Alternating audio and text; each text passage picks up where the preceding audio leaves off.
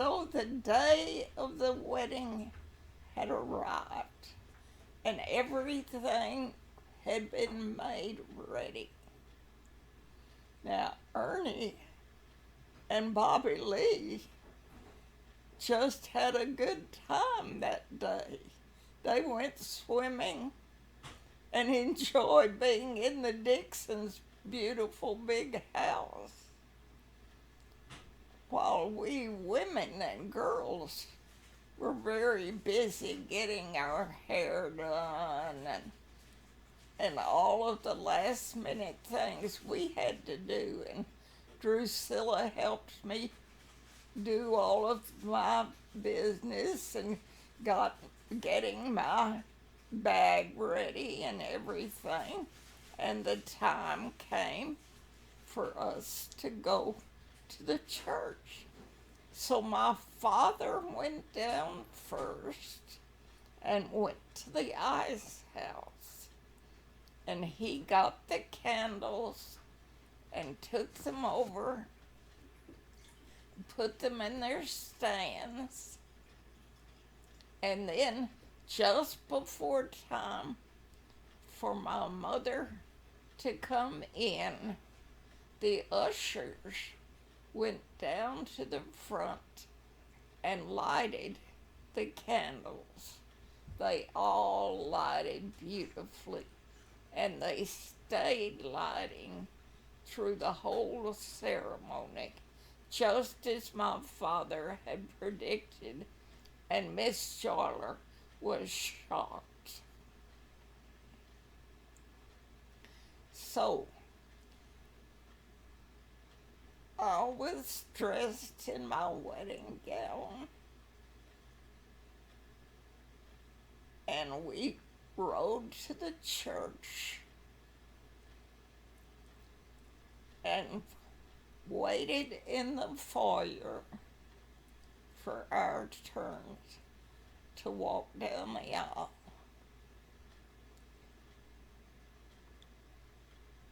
So the candles had been lighted. My mother had been seated. And then the minister came in and took his place. And Ernie and Bobby Lee came in and took their place. And then Willie Dell sang At Dawning. It was so beautiful, and it was the perfect song to set the atmosphere for the wedding ceremony. And then the wedding party continued with my friend Jean coming down the aisle and taking her place, and then Ruth, and then Anne. And after that, it was time for my darling little cousins in their flower girl outfits to come down the aisle and take their places on the rostrum. And my cute little cousin Jimmy to come in with the rings on a pillow. And then it was time for my father to bring me in on his arm. Now, those old aisles in that old building could not ever be cleaned properly. They always looked old and dirty. But Miss John had a wonderful solution for the bride. she had a roll of lovely white fabric, which she rolled down the aisle just before I entered the church. And that fabric covered the whole aisle. So all I walked on was white fabric. And it was just lovely. Now, I was feeling pretty nervous as I started down the aisle.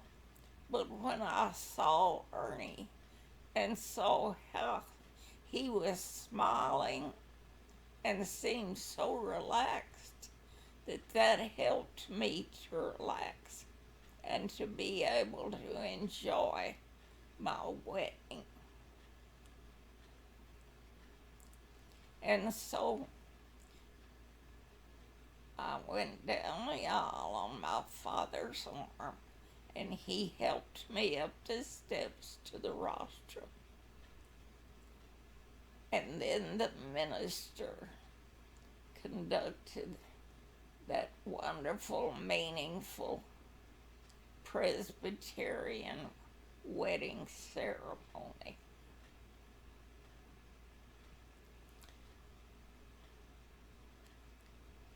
And just before the part where we were to say our vows, Willie Dale sang Because. And oh, that was perfect.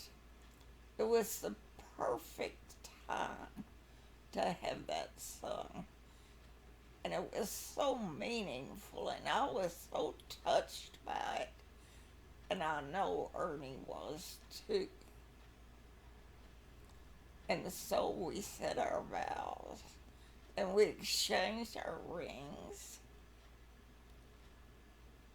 And this minister ended this ceremony, and Ernie gave me a kiss, and we walked out the aisle as husband and wife and hurried to my father's car, where my parents were also hurrying to drive us to the house for the reception.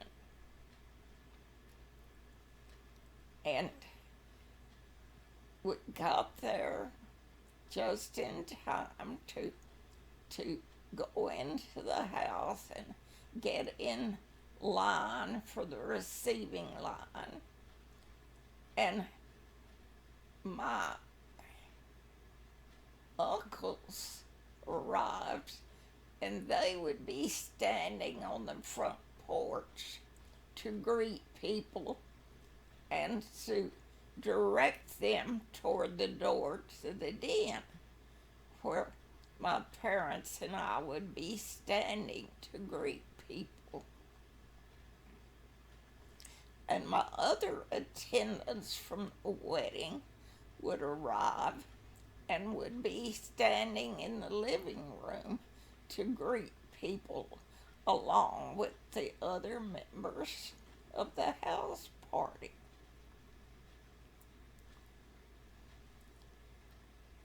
And so people started coming in and coming through our receiving line, and I was so excited that I was not aware of anything that was happening then. I I was just in a daze, I think, and I didn't know anybody who came through the receiving line. I just knew that a lot of people were coming, and it seemed to me like a lot more people than we had invited. And finally, one of my aunts came to us and said, It looked like everyone was there, and it was time for us to cut the wedding cake. And so we went in the dining room, and I do remember this part because it was a lot of fun. Ernie and I cut the wedding cake and gave a bite to each other and just laughed and enjoyed that thoroughly. And that was one thing I was very much aware of. And after that, we just moved around, visiting with people in the dining room and in the living room. And I just were amazed at how crowded it was and how hot it had gotten in there because of all the people. And someone told me that my friend at the guest book had fainted because she got so hot and that she had to leave. I was so sorry about that. And then, as we just moved around talking with people, I remember seeing Lula come into the dining room and come over and speak to my mother. Now, I hardly knew Lula. She looked so nice. She had on a beautiful white uniform, the nicest uniform I'd ever seen. And she had had her hair fixed. She looked just splendid. I was so proud of her. So she was speaking to my mother, and then she went over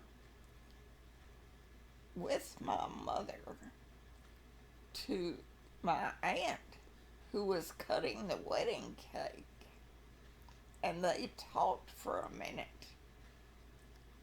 And I found out later that Lula had come to tell my mother that they were going to be short on wedding cake with so many people there. And my mother was telling her sister to cut much smaller pieces. And I think they must have just barely gotten by cutting the pieces so small.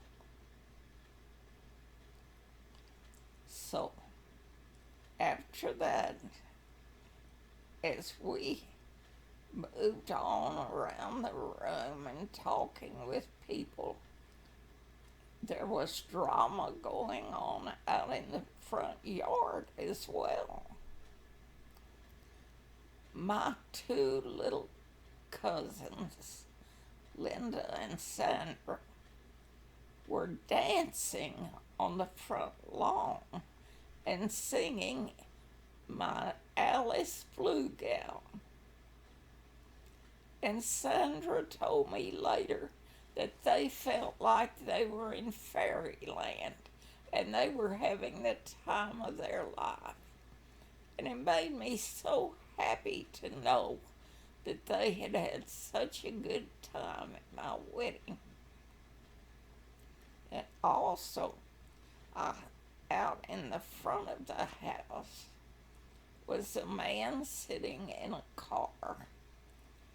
The man was the boyfriend of my friend Jean. He had just gotten there on leave from the Air Force, and he and Jean had not seen each other for a long time, and he was waiting anxiously for her to come out of the reception so they could get together finally. So he was waiting very eagerly there. And then over in the driveway, there were a group of people that I didn't even realize were there. I must have just not realized it when they had come through the receiving line, and they certainly had not been invited to the reception. It was a group of my friends from Fort Worth who I had become close to in Christian Endeavor, and I was very happy to invite them to the wedding. Several of those boys were studying to become ministers in Fort Worth, but I did not invite them to the reception. And that was one of the reasons that it must have gotten so crowded, the fact that they had come. And there they were. After they had had their fill of refreshments, they were out in the driveway decorating my father's car. Now, they evidently thought that Ernie and I would be leaving in that car since we had ridden in it from the church. And they painted "Just Married" on it and other funny designs. And they were tying tin cans and other noise makers on it and just decorating it good. And having a lot of fun as they were decorating it. Then over in the far side of the front of the house, almost under a tree, was another car that you could hardly see. It was the car of Bobby Lee, and he was sitting there trying to be patient as he waited for us, for Drusilla to come out. And I don't think anybody else realized he was sitting there. But that was the drama that was going on in the front yard. And then it must have been about that time that someone came to me. It was probably my mother, and said that it was time for me to change into my going away suit. So I went to the bathroom where I knew she said she had hung it, and Priscilla came with me and said that she would be changing in the back bedroom, and then she would come in to help me get into my going away suit. So I went into the bathroom and I took off the wedding gown, and I was standing there in my underwear getting ready to start getting into the going away suit. And I heard a knock on the door. And I opened it, and there stood two women. I couldn't believe they were there. It was Dean Davis and Mrs. Sims.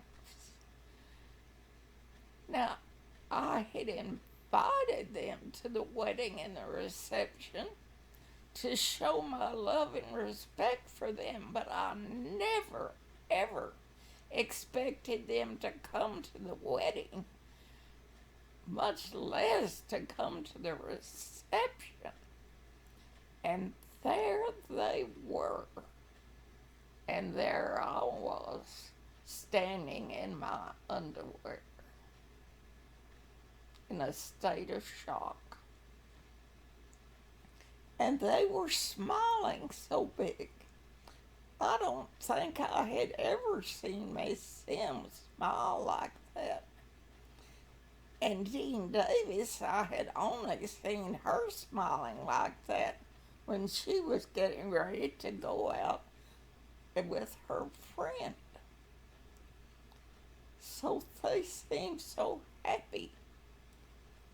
And they said that they were getting ready to leave and they just wanted to come and tell me that they had had such a good time at my wedding, that it was just such a lovely wedding, and they had enjoyed it so much. And I thought, good night. You mean somebody was able to enjoy the reception? I was shocked, and it made me feel so happy to know that they had enjoyed it.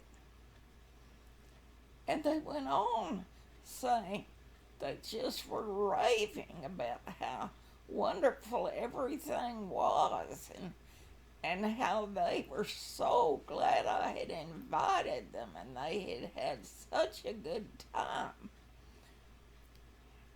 And I thought, this is Trinity University standing here telling me that they had a good time at my wedding.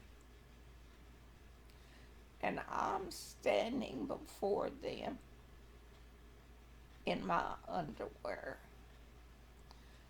And all I could do was cry. Tears just started rolling down my cheeks. But Dean Davis just went on saying they had to leave now, but they just wanted to tell me goodbye and to let me know they had had such a wonderful time, and they wanted to wish Ernie and me success in our marriage and our new life in California. Well, all I could do was cry and hug them. And then they each gave me a big hug before they walked away. And as they walked away, I saw Drusilla standing there. I think she had been crying too.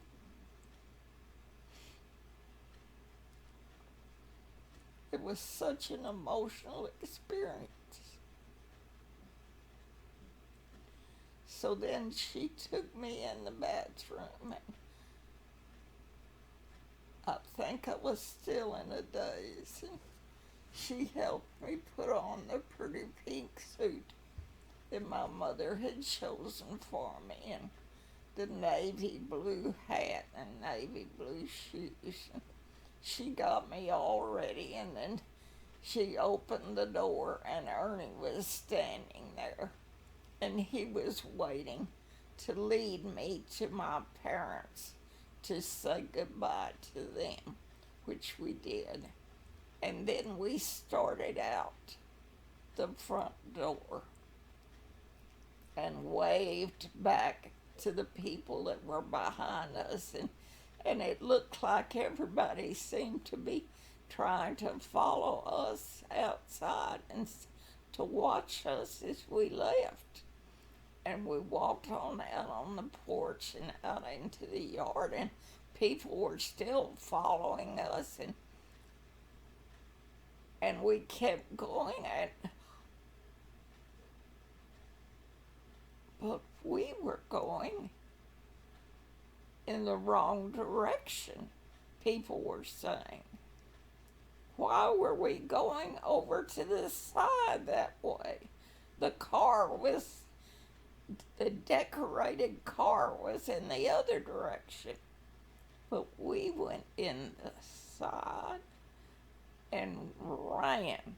We were running then, and we ran to Bobby Lee's car. And Priscilla jumped in behind us, and he sped away almost before anybody knew what was happening. My parents were the only people who knew that Bobby Lee and Drusilla were going to drive us to Waco that night. But what a surprise. What a letdown that must have been for those people who had decorated the car so carefully.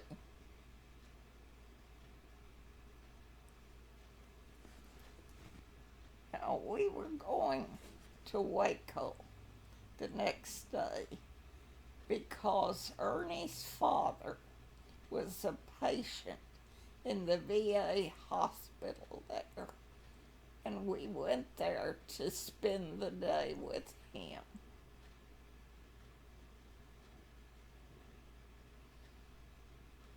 So Ernie could let him get acquainted with his new wife.